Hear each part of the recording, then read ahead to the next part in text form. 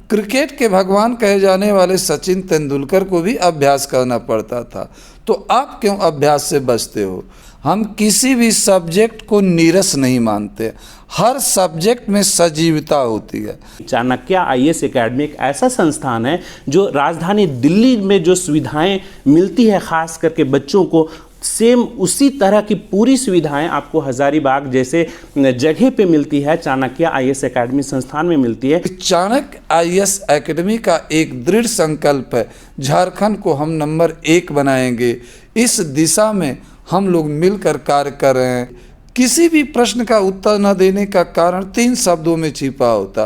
क्यों, क्या और कैसे 3 शब्दों से आप दोस्ती कीजिए, सफलता आपके पास चल कर आएगी। सेकेंडरी एग्जामिनेशन के बाद विद्यार्थी जब प्रतियोगिता परीक्षाओं के दौर में पहुंचते हैं तब उन्हें एक बेहतर शिक्षक और मार्गदर्शक की आवश्यकता होती है।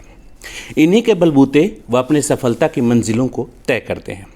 आज ऐसे ही एक ख़ास शिक्षक हमारे साथ मौजूद हैं जो चाणक्य आईएएस एकेडमी में लगातार 20 वर्षों से सेवा देते आ रहे हैं। सीधे जुड़ते हैं इनसे और जानने की कोशिश करते हैं कि दरअसल सिविल सेवा के क्षेत्र में जो तैयारी करने वाले विद्यार्थी हैं उनके लिए जो अलग अलग विषय हैं वो कितना महत्वपूर्ण है। लेकिन मैं उसके पहले बता दूं कि जिस शख्सियत से मैं बात करने वाला हूं वो कई किताबों को लिख भी चुके हैं और कई मैगज़ीन के संपादक भी रह चुके हैं। तो सबसे पहले मैं उनका परिचय बताऊं, सीधे उनसे जुड़ता हूं और उन्हीं से जानता हूं। मैं डॉक्टर उदयभान सिंह पिछले 20 वर्षों से शिक्षा के क्षेत्र से जुड़ा हूं। विशेष रूप से सिविल सेवा के क्षेत्र में मैं कार्य कर रहा हूं। एक शिक्षक होने के साथ साथ मैं अनेक पुस्तकों का लेखन किया हूं, पत्र पत्रिकाओं का संपादन भी किया हूं।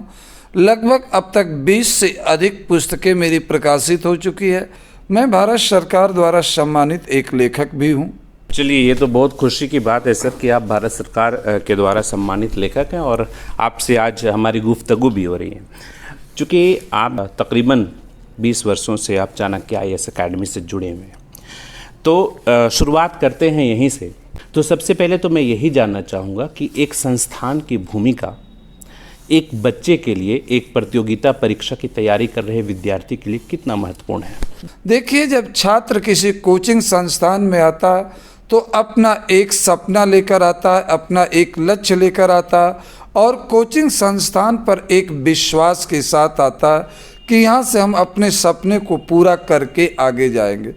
तो कोचिंग संस्थान की भूमिका किसी भी प्रतियोगी छात्र के लिए एक प्रकार से तराशने वाली होती है। अगर मैं चाणक्य आईएएस एकेडमी की बात करूं तो चाणक्य आईएएस एकेडमी लगातार ये बात कहती रही है कि पूरे देश में इनके 24 संस्थान हैं और तकरीबन हर संस्थान में देश के जो प्रतिष्ठित शिक्षक होते हैं, जो विषय विशेषज्ञ शिक्षक होते हैं, वो क्लास लेते हैं। और हजारीबाग में जो चाणक्य आईएएस एकेडमी मौजूद है, यहाँ भी सेम जो दिल्ली राजधानी में जो कक्षाएं ली जाती है, जो शिक्षक वहाँ कक्षा लेते हैं वही शिक्षक यहाँ भी कक्षा लेते हैं। अभी जो हमारे साथ डॉक्टर उदयभान सिंह मौजूद हैं, इन्होंने इलाहाबाद यूनिवर्सिटी से अपनी स्नातक की पढ़ाई की, पीएचडी भी वहीं से किया और फिर इन्होंने चाणक्य को ज्वाइन किया और चाणक्य आईएएस एकेडमी में अब लगातार सेवा दे रहे हैं। सर, बातचीत का सिलसिला हम जारी रखते हैं।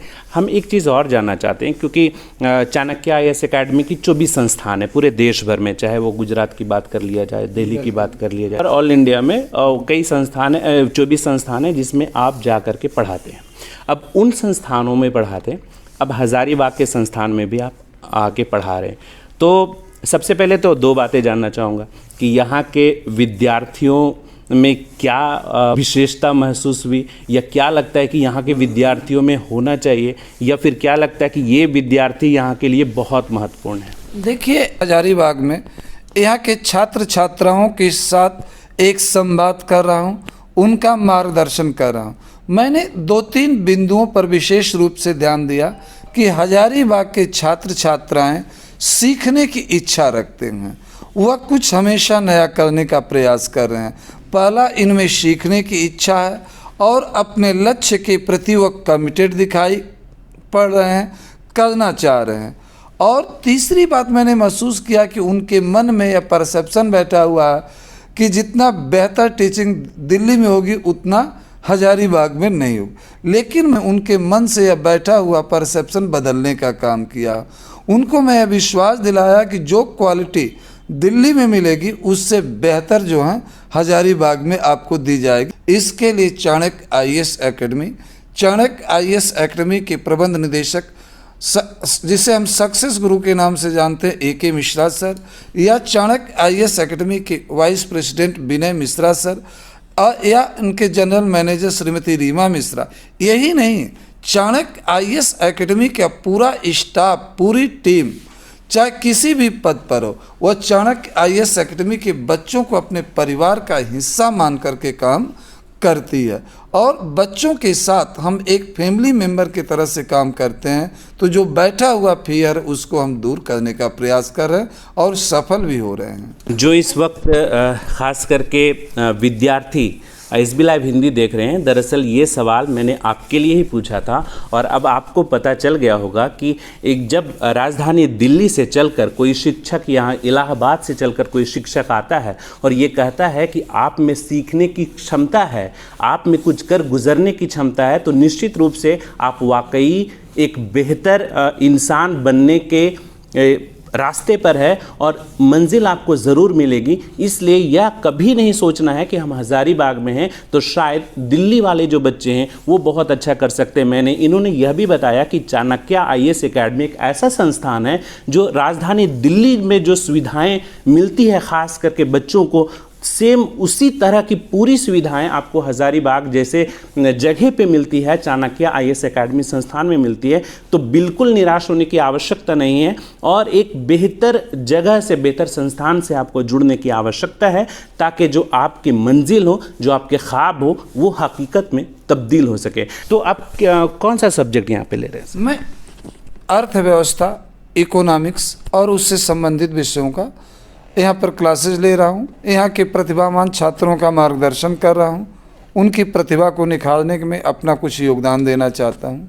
चलिए, जब इकोनॉमिक्स की बात हो चली है तो एक चीज़ हम आपसे समझना चाहेंगे, जो सिविल सेवा के क्षेत्र में जो विद्यार्थी खास करके इसकी तैयारी कर रहे होते हैं, तो एक तो होता है कि जो सामान्य हम लोग अर्थशास्त्र को पढ़ते हैं, और जब सिविल सेवा के क्षेत्र में जब तैयारी कर रहे होते हैं विद्यार्थी, तो उसमें क्या अलग होता है उसको आप, जैसे अभी ऑफ कैमरा में आपसे बात कर रहा था तो आपने कुछ स्ट्रैटेजी की बात की थी, तो वो किन स्ट्रैटेजी पे आप काम करते हैं? देखिए, सिविल सेवा में अर्थशास्त्र की तैयारी हम नहीं करवाते, हम अर्थव्यवस्था की तैयारी करवाते हैं। अर्थव्यवस्था इकोनॉमिक्स का अप्लाइड पार्ट होता है। तो जब सिविल सेवा की हम तैयारी करने के लिए या करवाने के लिए अपने छात्रों के साथ हम बातचीत करते हैं तो हम उनको एक त्रिस्तरीय 3 टायर सिस्टम स्ट्रेटजी की बात करते हैं। फर्स्ट स्टेज हमारा होता है बेसिक इकोनॉमी, सेकेंड स्टेज हमारा होता है एडवांस इकोनॉमी, और थर्ड हमारा होता है QIP की बात करते हैं, क्विक इम्प्रूवमेंट प्रोग्राम की बात करते हैं। पहले स्टेज में हम अपने छात्र छात्राओं को, अभ्यर्थियों को अर्थव्यवस्था के बेसिक के बारे में हम उनको बताते हैं। बेसिक का अध्ययन कराने के बाद हम अर्थव्यवस्था के उच्चतर दिशा में उनको ले जाना चाहते हैं, जिसे हम एडवांस इकोनॉमिक्स की बात करते। यहाँ पर गवर्नमेंट की हम कुछ इकोनॉमिक पॉलिसी की भी बात करते हैं, स्कीम की भी बात करते हैं, कुछ इशूज़ की बात करते हैं, कुछ चैलेंजेस की बात करते हैं। यहाँ पर हम कंसेप्ट की भी बात करते हैं और यहाँ पर हम एनालिसिस की भी बात करते हैं। अच्छा सर, अभी कुछ ही महीनों के बाद अब जो है वो परीक्षा होने वाली है सिविल सेवा के जो विद्यार्थी हैं जो तैयारी कर रहे हैं इस परीक्षा को लेकर के, तो सबसे पहले चूँकि अभी एकदम कम समय बचा है, तो ख़ास करके उन अभ्यर्थियों को आपकी ओर से क्या संदेश होगा? देखिए, सिविल सेवा प्रारंभिक परीक्षा मई के आखिरी सप्ताह में आयोजित होने जा रही है। अभी से अगर देखा जाए समय धीरे धीरे कम होता जा रहा है और यह समय कम है, तो जो छात्र छात्राएं इस वर्ष की परीक्षा में अपीयर हो रहे उनको मैंने सबसे पहले तो मेरी शुभकामनाएं हैं। और जहां तक रणनीति की बात है, मैं उनसे कहना चाहूँगा कि कम से कम 4 सब्जेक्ट, किसी भी 4 सब्जेक्ट पर अधिक फोकस करें।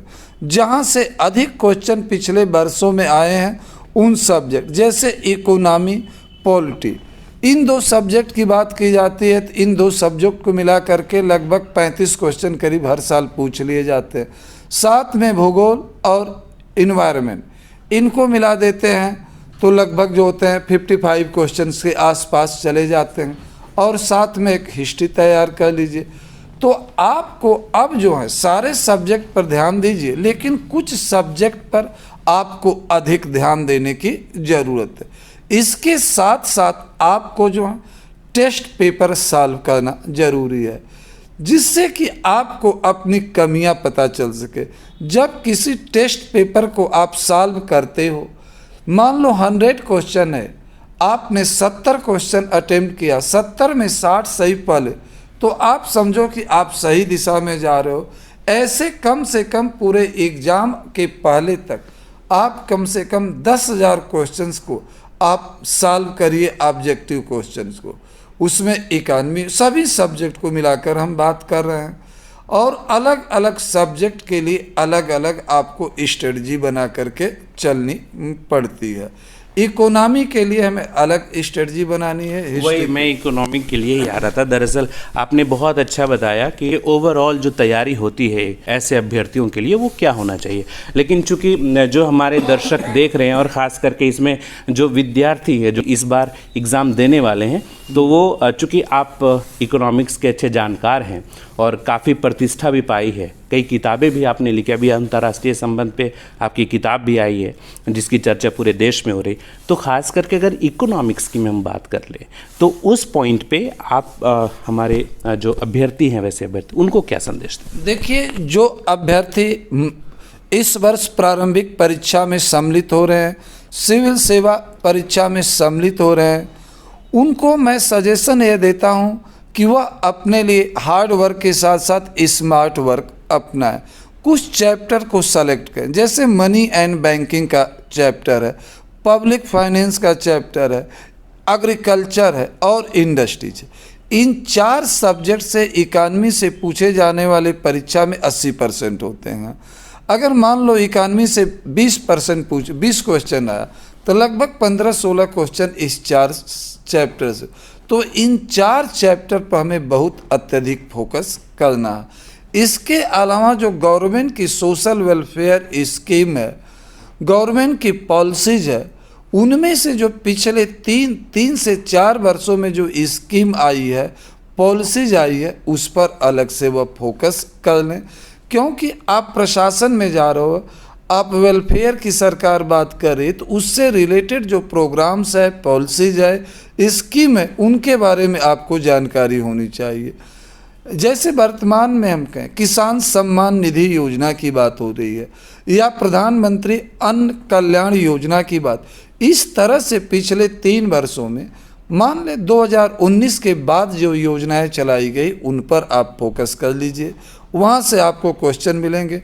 कुछ इंटरनेशनल ऑर्गेनाइजेशन है, जैसे हम WTO की बात कर रहे हों या इस तरह से हम आसियान की बात करें, G20 की बात करें, तो ऐसे 15 संगठन आप तैयार कर लीजिए जहाँ से आपको कुछ क्वेश्चंस मिल जाएंगे।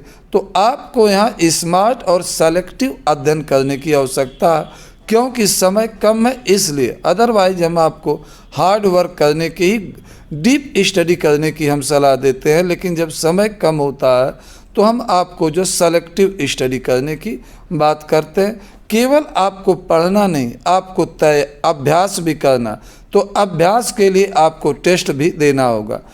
क्रिकेट के भगवान कहे जाने वाले सचिन तेंदुलकर को भी अभ्यास करना पड़ता था, तो आप क्यों अभ्यास से बचते हो? तो इसलिए आपको भी प्रैक्टिस करना चाहिए। प्रैक्टिस आपको टेस्ट पेपर सॉल्व करना है, टेस्ट को एनालिसिस करना है कि यह प्रश्न का उत्तर यह क्यों बन रहा है। आपने गलत उत्तर दिया, नहीं सॉल्व, तो उसका कारण खोजिए।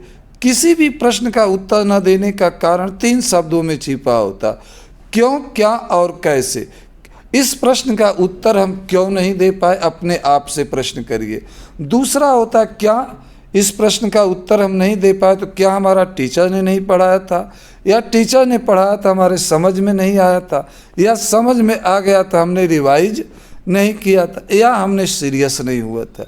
इसके बाद आता है कैसे सब, कि आगे हम अपनी तैयारी को कैसे करें। तो हमेशा क्यों, क्या और कैसे 3 शब्दों से आप दोस्ती कीजिए, सफलता आपके पास चल कर आएगी। इस वक्त जो है SB लाइव हिंदी देख रहे हैं, खास करके ऐसे विद्यार्थी जो सिविल सेवा के क्षेत्र में जाना चाहते हैं, उसके लिए वो तैयारी कर रहे हैं, तो वो उन विद्यार्थियों को बता दो कि जैसा सर ने कहा कि समय का उपयोग बेहद ज़रूरी है। सही समय के साथ, समय की उपयोगिता के साथ साथ सही मार्गदर्शन में और सही दिशा में तैयारी आपको मंजिल तक ज़रूर ले जाएगी।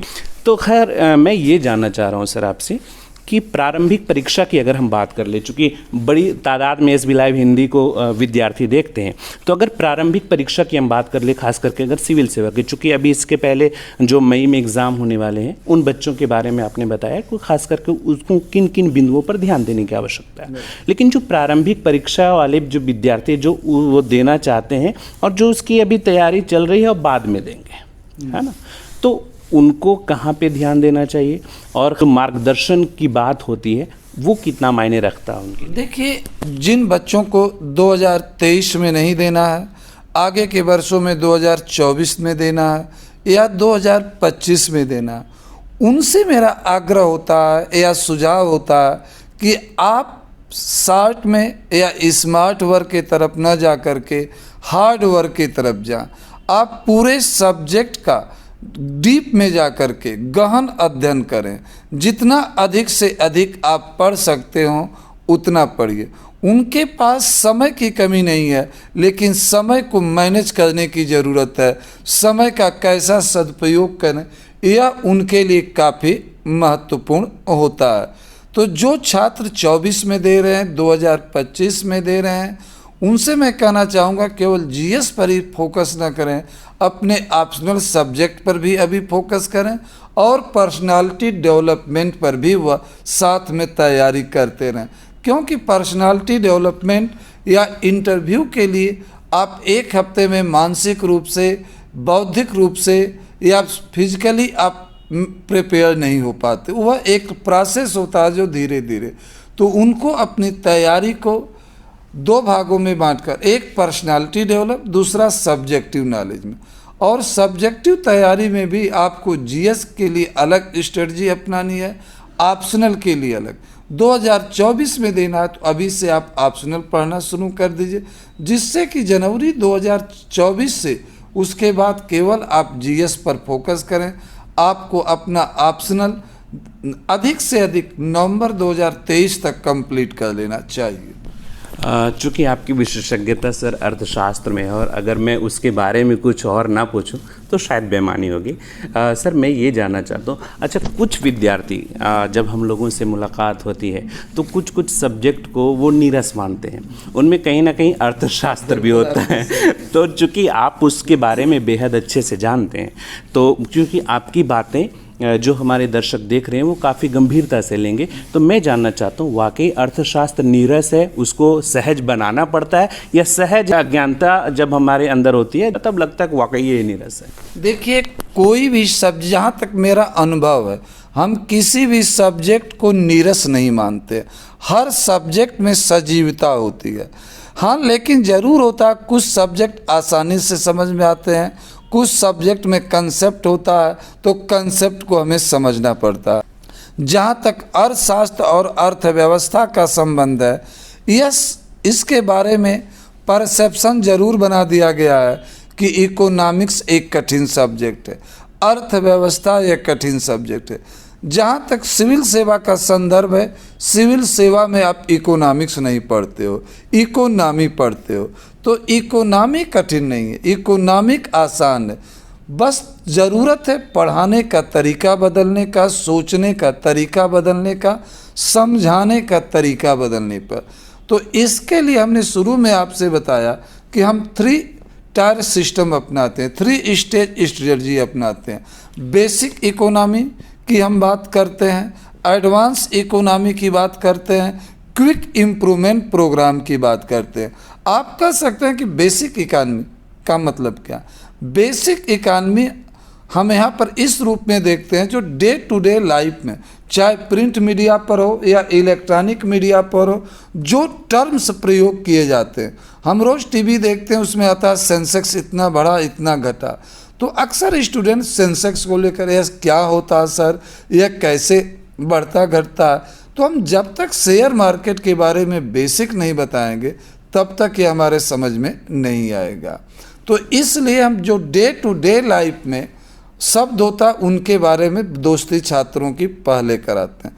जैसे आज हर न्यूज में आता रहता कि इन्फ्लेशन, मुद्रास्फीति बढ़ गई, कीमतें बढ़ गई, लेकिन एक सामान्य व्यक्ति कीमतें बढ़ना जानता है, एक छात्र भी जानता है, लेकिन मुद्रास्फीति को जब हम परिभाषित करने के लिए कहते हैं तो नहीं कर पाता है। तो हम यहीं पर मुद्रास्फीति क्या है, मुद्रास्फीति कैसे कैलकुलेट की जाती है, इसे कैसे कंट्रोल किया जाता है, ये जब सब कुछ हम बेसिक सिखा देते हैं तो अर्थव्यवस्था उसे बहुत आसान लगने लगती है। मैं पिछले 20 वर्षों के अनुभव के दौरान कह रहा हूँ कि अर्थव्यवस्था को एक शिक्षक का दायित्व होता है कि वह अपने छात्रों के सामने आसान बना करके प्रस्तुत करे। लेकिन दुर्भाग्य है कि हमारे शिक्षक मित्र अर्थव्यवस्था की क्लास में जाते ही अर्थव्यवस्था कठिन सब्जेक्ट है, अर्थव्यवस्था को विशेष रणनीति अपनानी पड़ेगी इत्यादि इत्यादि करके। लेकिन मैं कहता हूं कि अर्थव्यवस्था से आसान कोई सब्जेक्ट नहीं है। बस पढ़ाने में आप सामान्य शब्दों का प्रयोग कीजिए जो स्टूडेंट को इजीली कैच हो जाए, उसे आप धीरे धीरे एडवांस इकानमी की तरफ ले जाइए, धीरे धीरे आप सामान्य शब्द से उसे स्पेसिफिक शब्द की तरफ ले जाइए। जैसे हम कहें सब्सिडी शब्द, सब्सिडी का हिंदी में अर्थ होता उपादान। अगर हम उपादान शब्द का प्रयोग कर देते हैं तो एक सामान्य विद्यार्थी नहीं बल्कि एक शिक्षित विद्यार्थी भी उपादान को सब्सिडी के अर्थ में नहीं देखता। तो हमें शब्दों का चयन करना, पढ़ाने का तौर तरीका, समझाने का तौर तरीका, एग्जाम्पल इत्यादि के माध्यम से उसे आसान बना करके प्रस्तुत करना होगा। जिस तरह से आज छात्र छात्राओं में मैगी को लेकर, पिज्ज़ा बर्गर को कल्चर लेकर उनको आसान लगता है कि तुरंत हम खा करके अपनी भूख मिटा सकते हैं, उसी तरह से अर्थव्यवस्था हम छात्रों के अंदर हमें एक ललक पैदा करनी है जो कोचिंग संस्थाओं और शिक्षक की जिम्मेदारी बनती है। बस एक आखिरी सवाल, चूँकि हम चाणक्य IAS एकेडमी के हज़ारीबाग शाखा में बैठ कर के इंटरव्यू कर रहे हैं, तो हज़ारीबाग के विद्यार्थियों के लिए ख़ास करके आपका संदेश क्या होगा? मैं हज़ारीबाग के लगभग 400 छात्रों का मार्गदर्शन कर रहा हूँ। इन हज़ारीबाग के छात्रों के साथ संवाद करने के बाद मैंने पाया कि हज़ारीबाग के छात्र एक सुनहरे सपने लेकर के चाणक्य IAS एकेडमी में आए हैं और अपने सपने को पूरा करने के लिए किसी हद तक जाने को वो तैयार हैं। उनमें एक जुनून है, एक ललक है, वह कुछ सीखना चाहते हैं, कुछ बनना चाहते हैं और उनमें प्रतिभा है और प्रतिभा को तराशने की ज़रूरत है। जो काम चाणक्य IAS एकेडमी करेगी और उसका एक यूनिट के रूप में, एक इकाई के रूप में हम भी उसमें अपना कंट्रीब्यूशन देना चाहते हैं। और चाणक्य एकेडमी की वहाँ पूरी टीम है, केवल हम ही नहीं, यहाँ पर काउंसलिंग करने वाले अवधेश सर की बात करें या अन्य लोगों की बात करें, जो भी स्टाफ हैं सब जो है आपको, यहाँ तक कि हमारे कोऑर्डिनेटर राकेश जी भी हैं, या हम सभी स्टाफ का कितने का मैं नाम गिनाऊं, सब लोग पूरी तरह से यहाँ के बच्चों के लिए कमिटेड नज़र आते हैं। मैं हज़ारीबाग तो पहली बार आया, लेकिन 10 दिन में मैंने महसूस किया कि जो कल्चर हज़ारीबाग में मिल रहा है वह कल्चर देश के अन्य शहरों में स्टाफ से उतना नहीं मिलता है कि जो अपने बच्चों को समर्पित होते हैं। जब मैं चाणक्य कैंपस से बाहर सुबह मॉर्निंग वॉक करने जाता हूँ या मंदिर जाता हूँ या कहीं, कुछ लोगों से जब बातें होती है कहाँ आए हैं, तो चाणक्य IAS एकेडमी में आया। तो चाणक्य को लेकर उनके मन में भी एक पॉजिटिव सोच दिखाई पड़ती है और चाणक्य IAS एकेडमी से उनका कुछ एक्सपेक्टेशन दिखाई पड़ता है। तो हमें भी जो ज़रूरत है कि उनके एक्सपेक्टेशन को हम पूरा करें। जब समाज हमसे एक एक्सपेक्टेशन करता तो हमारी नैतिक ड्यूटी बनती है कि पूरा करें। तो इस दिशा में हमारा एक संदेश है कि चाणक्य आईएएस एकेडमी का एक दृढ़ संकल्प है, झारखंड को हम नंबर 1 बनाएंगे। इस दिशा में हम लोग मिलकर कार्य कर रहे हैं। जो यहाँ प्रतिभा है, प्रतिभा को हम तराशेंगे, तराश करके उनकी मंजिल तक ले जाएंगे। हम एक प्रशासक बनाने का काम करेंगे, इसके बाद उन्हें समाज सेवा के लिए मैदान में छोड़ देंगे। तो ये थे हमारे साथ 20 से अधिक प्रतिष्ठित पुस्तक लिखने वाले लेखक और अर्थशास्त्र के बेहतर जानकार और कई प्रतिष्ठित मैगजीनों के संपादक डॉक्टर उदयभान सिंह, जिन्होंने साफ तौर पर कहा कि एक बच्चे को, एक विद्यार्थी को सही मार्गदर्शक और सही संस्थान की आवश्यकता होती है, तब जाकर वह अपनी मंजिल को सफलतापूर्वक पा लेता है। और बखूबी चाणक्य आईएएस एकेडमी यह काम पिछले 30 वर्षों से करता आ रहा है। अपने सहयोगी कैमरा पर्सन के साथ Shamim Ahmad, SB live Hindi, Hazaribagh. Subscribe now and press the bell icon. Never miss an update.